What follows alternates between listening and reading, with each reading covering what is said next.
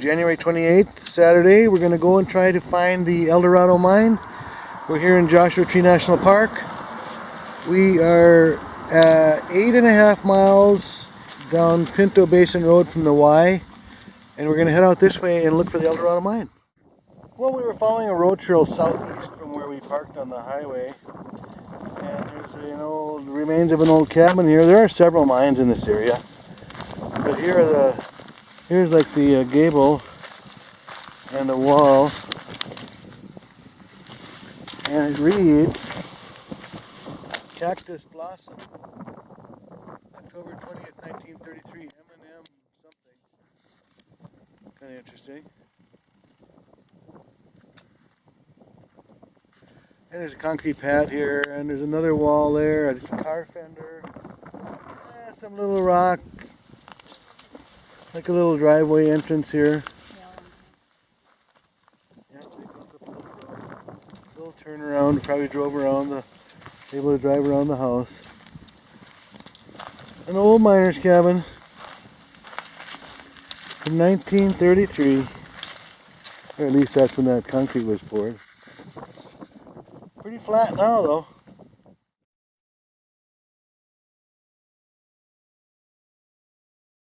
Well, that's looking behind us towards the Cactus Blossom. You can see there's a little mine up there on the halfway up the hill. So we followed this road trail past the Cactus Blossom. We're trying to get around the edge of this hill here, which is not hard to do, but I'm just trying to stay on the road. Looks like the road enters this wash. There's a cairn of some sort there.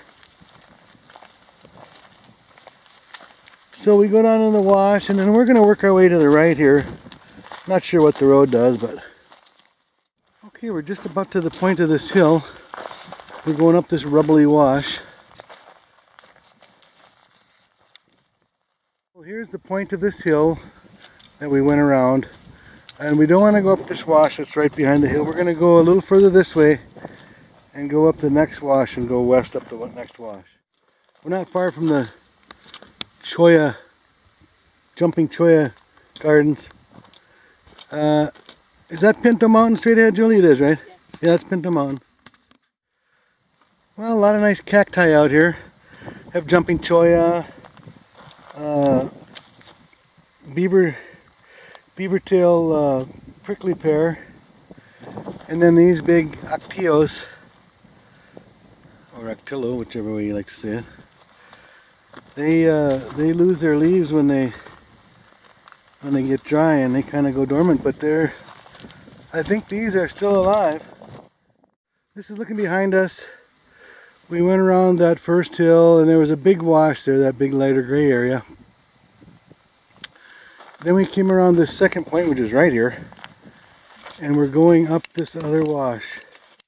So once you get around that point, you come around and you can see this quite a large valley here.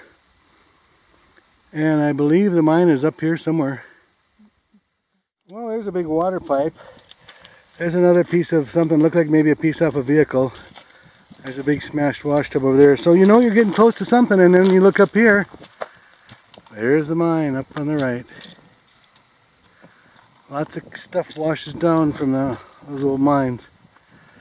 So I see a couple of concrete vats from here. Well, there's some more debris, a piece of tin and a 2x6 with a big mortise in it. Well, there's the mine, the largest of the mines in the Hexie Mountains.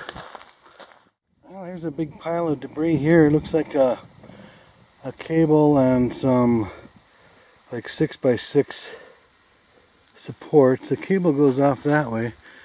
There's a big mound of tailings or something here. They must have, maybe they used that cable to haul them out or somehow.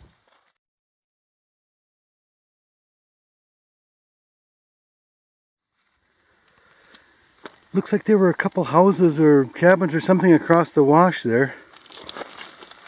There are these big steel / concrete tanks.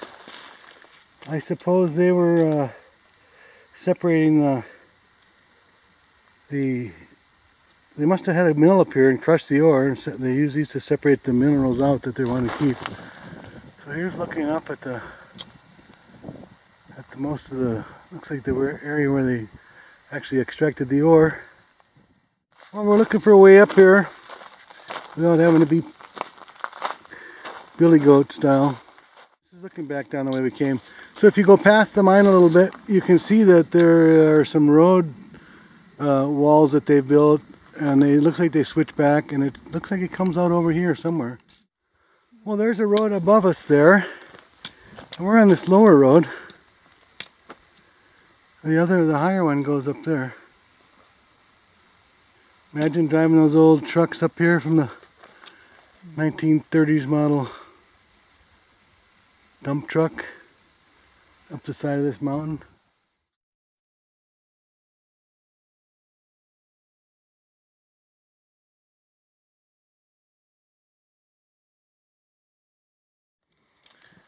Well, we're on the lower road. That's overlooking the tanks down in the wash. There's the remnants of two of the cabins. From up here you can see there was another one over there. They're all flat now. It's a big valley. Big valley with a big wash.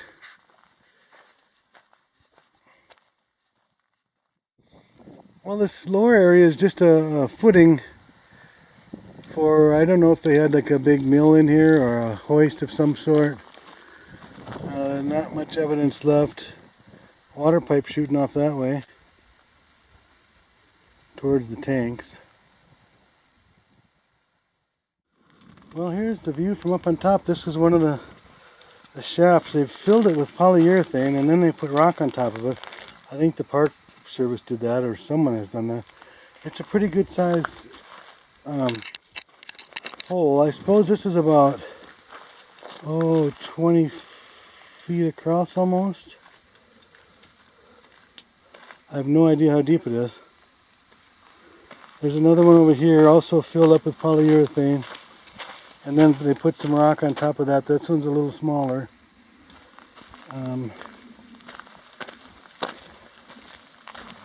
That's looking down at the lower level. I suppose those were water tanks, or maybe those galvanized ones were footings for something. This other one up here looks like it was a water tank.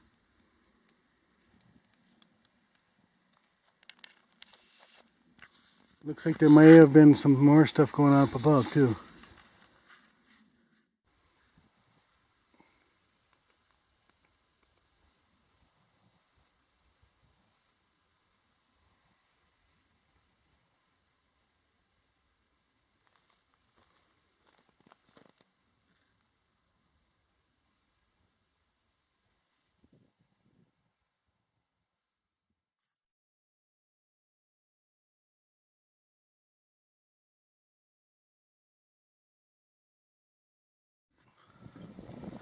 Well, now we're up on top of the ridge above the mine. That's looking back. You can see the houses across the wash. This is looking back towards the main road in the park and towards overlooking Pinto Basin, at least the start of it. Not the biggest part of it, but you can see some cars going down there. So a pretty cool little hike if you like mines. The Golden Bell mine is just over here. Golden Bell? Golden Bell is just over there. Oh, I don't know, mile at the most. Maybe we'll explore that next. Just another beautiful day in Joshua Tree National Park.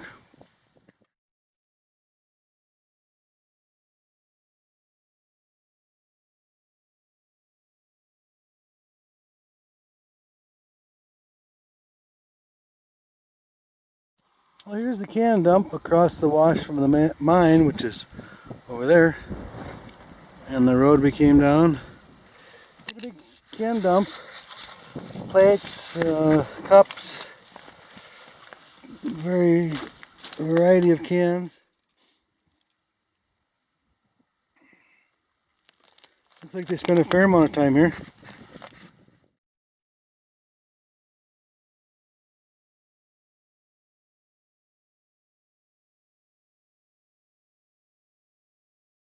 Quite a bit of junk in the wash too. And there's a little Oh, here's a bowl. Or something. What's it say? Made in Japan.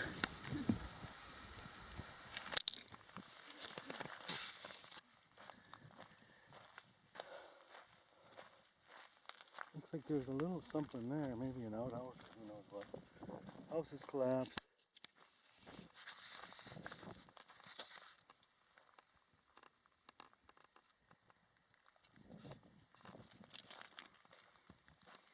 Who knows what's underneath there? Probably not a whole lot.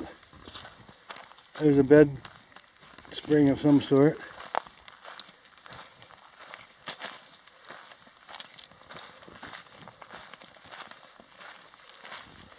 There's an oil filter. What's left of it.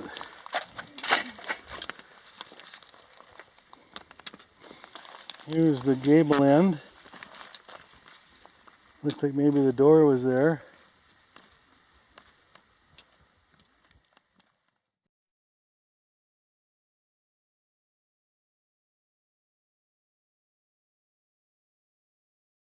Well, here we are at one of the other houses or structures, whatever they were. Obviously collapsed. Straight across from the mine.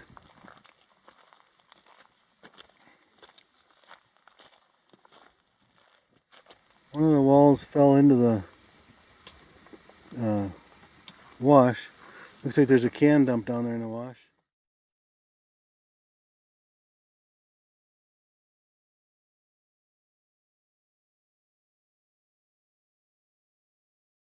Boy, look at that can dump. That's huge. This is the last of the three structures. I don't know. One of them was supposedly standing up until maybe 10 years ago or so. There's the mine, obviously. Here's the structure. Huge can dump.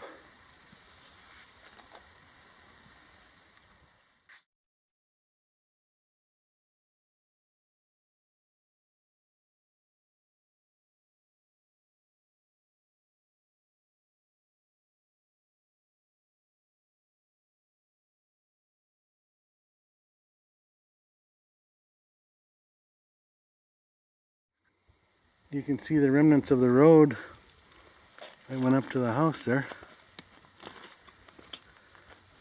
Comes right out of the wash.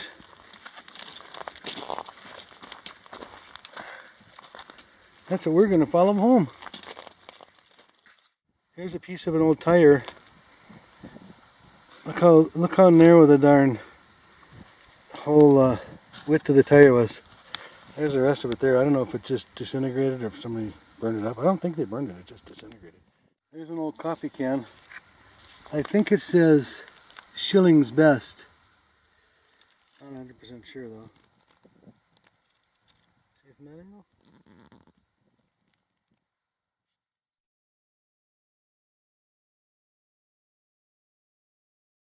Well, we're leaving the mine area, going down the wash, looking at the huge Pinto Basin in front of us. It's kind of cool.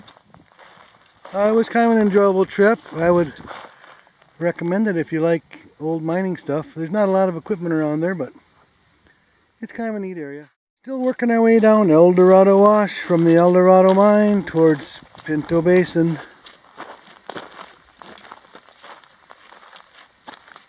Lots of debris in the wash. Cans, glass, metal, wood, boards, cables, pipes, roofing, corrugated roofing.